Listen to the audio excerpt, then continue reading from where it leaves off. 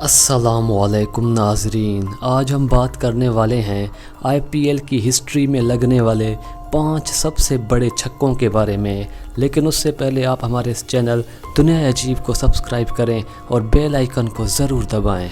Number 5, Ben cutting.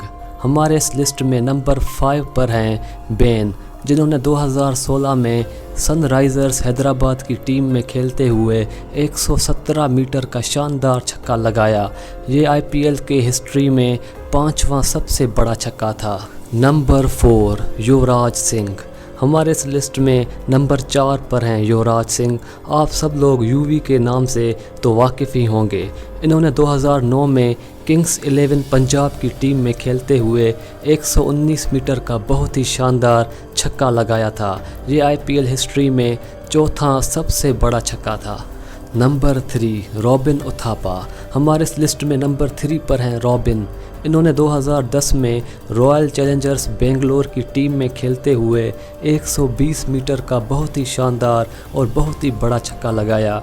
ये IPL history का तीसरा सबसे बड़ा छक्का था। Number 2, Adam Gilchrist. हमारे इस लिस्ट में टॉप 2 पर हैं एडम।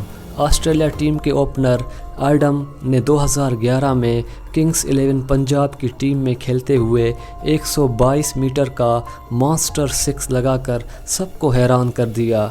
IPL की हिस्ट्री में ये दूसरा सबसे बड़ा 6 था। Number 1, Albie Morkel. IPL की हिस्ट्री में सबसे बड़ा छक्का लगाने का एजाज़ मार्केल के पास है।